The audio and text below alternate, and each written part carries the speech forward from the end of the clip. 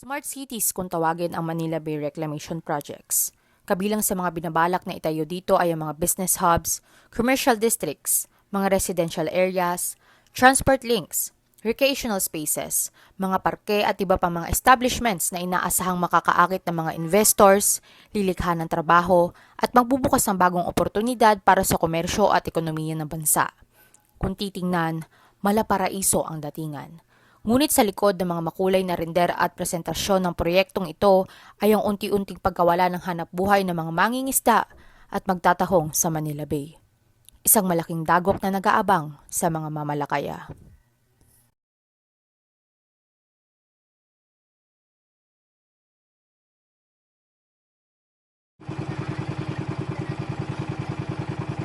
Mahirap na tayo kahit anong gawin nila dito sa Manila, bigay silang nakakataas ang presyon eh. Kahit takipan nila buong Maynila, kaya guys. Pero sa amin talagang gusto namin, hindi pwede takipan yung dagat kasi bawal ang kalikasan. Matulad sa amin na naman magharap buhay sa dagat. Kasi pag matabunan na to, wala na kami. Saan naman kayo pupunta? Hindi na makakapagtapos yung mga anak ko. Ang Manila Bay Reclamation Projects ay naglalayong lumikha ng bagong lupa sa karagatan ng Manila Bay upang tayuan ang mga establishmento na sinasabing makakatulong sa ekonomiya ng bansa.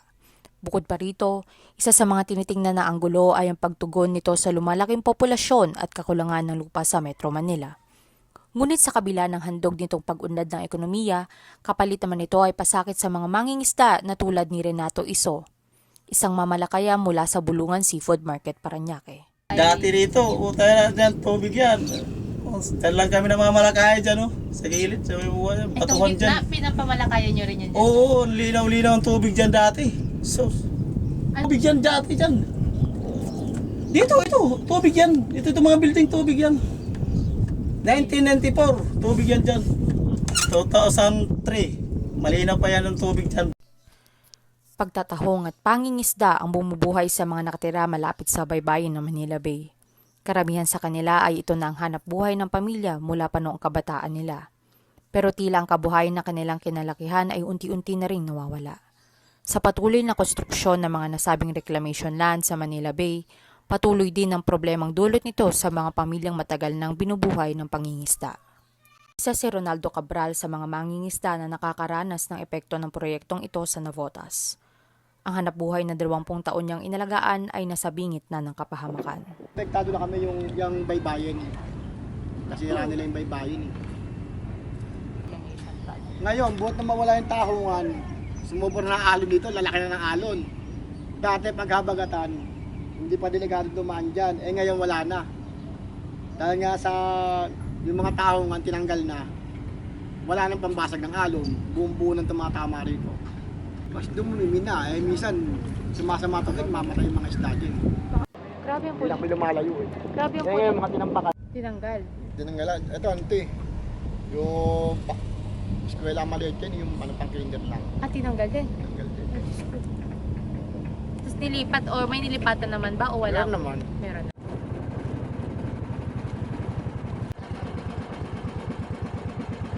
Green, pula, tsaka ano. Pero nung bata ka pa kuya, naliligo-ligo rin kayo dyan.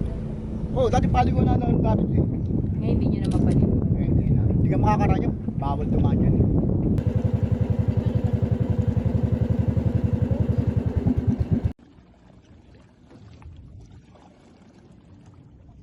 Ang reclamation projects ng PRA ay may kabuuang 21 na proyekto na tinatayang may laki na 6,100 na hektarya at 13 dito ay nakatakdang itayo sa Manila Bay. Ang mga lungsod ng Maynila, Pasay, Parañaque, Navotas at Cavite. Dito nakalugar ang mga itatayong reclamation projects. Sa 21 proyekto na binabalak na itayo, 2 pa lang dito ang ongoing. Ang Pasay 360 hectare reclamation project at Pasay Harbor City Reclamation Project.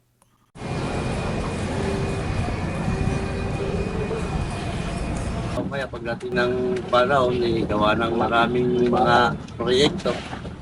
Minsan matanggalin na natin mga tauman dyan. Nakakano lang, pag masamang dagat, mga tao namamatay. Yun na na-epektuhan. Siyempre, malawak pa ang dagat ko. Yeah. Kaysa ngayon, parang ang kanina. Ako rin ang tatanong kung ako mga may-ari. Gusto ko lang mangyari, kung baga tatanggalin, balik lang ang kapulan. Ganun lang, hindi naman natin ito area, talaga sa nila yan. May ibalik lang ang pulan para makapagsimula ulit. Malaki yung pagbabago kasi dati ang baha rito hanggang binti lang. Kaya ngayon hanggang dibdib na. Sa ginawa na ganito ng San Miguel, apektado lahat ang kabuhayan ng mga taga-Tansa na Botas. Wala na, isasarado na raw to. Naging private to eh. May malilipatan naman daw po ba kayo? Saan daw po kayo Ito i-relate? kasi yung yung mga bagong ginagawa na yan, yung mga madadaanan ng parang karsada, ganun pinilipat sa pabahay. Dito sa mga sa Talsay, basta yung madadaanan ng katulad yung nakalawit sa mga ilog, tatanggalin to hanggang doon, karong dulo. Diyan daw nila ilalagay. We are the central coordinating agency. That's prior to Executive Order 74, pero under EO 525 designated ng PRA na Central Coordinating Agency of all reclamation projects. However, noong 2019 nagkaroon ng another EO 74 series of 2019, wherein hindi lang kami ang coordinating agency, but even the President delegated to PRA the approval of reclamation projects subject to review ng OP yung projects. Ibig sabihin, kung meron kaming kung may nakikita ang Presidente na mali doon sa decisions namin, pwede niyang i-overturn yun, i-overrule. Executive Order number 74 ay isa sa mga importanteng dokumento ukol sa tungkulin ng PRA. Binawi nito ang Executive Order na inilabas noong 2013 kung saan napunta sa NEDA ang kapangyarihan na aprubahan ng mga proyekto. Nilinaw din ang dokumento na kailangan sumunod ng PRA sa mga existing environmental regulations at tamang public bidding process, pati na rin ang pakikipag-coordinate sa DENR at NEDA. Isa sa mga kontrobersyal din na proyekto ang 148-hectare Manila Solar City Project. Kasalukuyan itong suspended kahit nabigyan ito ng notice to proceed ng PRA noong 2021. Sa Navotas naman, may 576-hectare na proyekto ang nabigyan ng clearance ng PRA at DENR noong 2022. Kumpleto ito, kasama ng Environmental Impact Statement, Area Clearance, pati na rin ng compensation para sa mga maaapektuhang komunidad. Ngunit dahil sa lokasyon nito na malapit sa fishing sites, mariin itong tinutulan ng mga mangingisda. Pagsapit ng 2023, inanunsyo ng DENR na suspendido muna lahat ng proyekto sa Manila Bay para sa karagdagang panunuri. Inuutos ito ng Pangulo kasunod ng mga environmental concerns, kabilang na ang mga tensyon sa Chinese firms. By end of this year, itong 360 completed na. This is MOA, Sofitel, Seascape. This is Coconut Palace. This would have bridge over here, bridge over here, bridge over there, bridge over there, vocalator here, bridge over there, and bridges in between. No, there would be another causeway diretso going to either Focar Setter or Sofitel. Bigyan mo ng chance yung reclamation to prove itself. Ang maganda lang kasi sa reclamation is you're creating smart cities.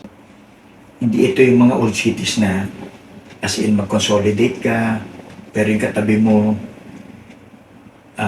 luma pa din. Ito hindi. Lahat dito, nadidesign mo siya. You can put areas for world-class hospitals, universities na pwedeng pang Harvard, mga ganun yung mga hotels na 5-star, 6-star na. Yun yung maganda lang dito. And maganda dito sa project nito, it's near the airport. So, pagbaba mo na airport, diretso ka na dito. And then, if you're talking of matuloy yung Bulacan Airport, connected dito lahat. Sabi lang namin is, we're trying our best, we're developing our regulations to comply with all their suggestions. lumabas ng cumulative impact assessment. That's a very objective recommendation. Walang politika, walang ano. It's science-based. So, kung ano recommendation nun, ilalagay na namin dito sa bago naming IRR. We will give the public yung kung ang expectation nila is sunset, it's a better view of the sunset. Cleaner water within Manila Bay, and siguro a smart city that they would be proud of. Hindi naman sa kasi hindi naman kami gumagastos yan. But the designers of these projects are the designers of Singapore, Hong Kong, Dubai, Macau. Sila rin yun. So kung nakapunta na kayo doon sa mga areas na yun na gandang-ganda kayo, baka hindi na kayo pumunta after. Within the next 5 years, makikita nyo na yung green space niya, yung the trees that are starting to grow. And also pala magkakaroon dito ng mga marina. So there would be sailboats, yung mga malalaking barko na pang cruise. Yan. Kompleto yan. Kasi kasaluban yan, hindi naman tayo lahat ng sinigap natin ito eh. Siguro sa kanila, mga siguro, mga kaunlad, pero sa malilita, para sa mahirap. Buti ko para sa amin yan eh. Tinayo nila para sa amin. Kaso, para sa kanila yun. Paano bibigyan kami ng trabaho kaya hindi kami na makapagtapos ng pag-aaral? Anong bibigay sila namin ng posisyon sa pagtatrabaho? Ang kasanayan namin, tutulong namin sa dagat. Buti kung papag-aralin muna nila kami, kaya pwede. Pangit naman niya papadiretsuhin na walang pagtrabaho na hindi mag-aaral, di ba? Hindi ba? Bibigyan nyo na lang kami, bigyan nyo na lang kami ng pagpalit ng lugar namin, bigyan mo kami ng harap buhay doon. Hindi kayo mapagbigyan ng trabaho. Yun nga, sana kung matutuloy, mabigyan kami ng mapopondo ng bangka sa labas. Kaya nga kami nagpunta ng bangka para panganap mo kaya mo lang bang ilagay mo ko saan yan. Sana malatapetan, laki-laking pera nito. Diba? At kanino naman. Sana naman po bigyan ng pansin yung mga maliliwis na mga mangingisda dahil nga sa ginawa na ganito na San Miguel, apektado lahat ang kabuhayan ng mga taga-Tansa na Bocas. Hindi natin masasabi ang tunay na mangyayari. Bagaman kaunlaran ng layunin, hindi natin maaaring ipagdiba ng mga unti-unting nalulunod. Malayo ang tingin ng gobyerno, patungo sa kinabukasan na pinaniniwalaan nilang kasama ang lahat. Ngunit kaakibat ng mga pangako ng karagdagang trabaho, nananatili ang mga tanong. Kailangan ba munang may mawalan? Kailangan ba munang may magdusa bago ang kaunlaran? Malayo ang tingin ng gobyerno, pero hindi masasabi na malawak ang pananaw nito. Matatabunan lang to sa estimate ko kung ako pa magpili na bang susunod lang ako sa agos ng tubig. Doon lang ako. Dali ba, matatapos ka pa, urong lang kami ron. Uurong lang kayo ng uurong. Urong lang tayo. Susunod lang kami ng tubig kasi pag hindi kami sumunod ng tubig, wala kaming, wag ko lang kung mayroon kaming kainin. Kaya yun lang nasanayan ko pag harap buhay sa dagat.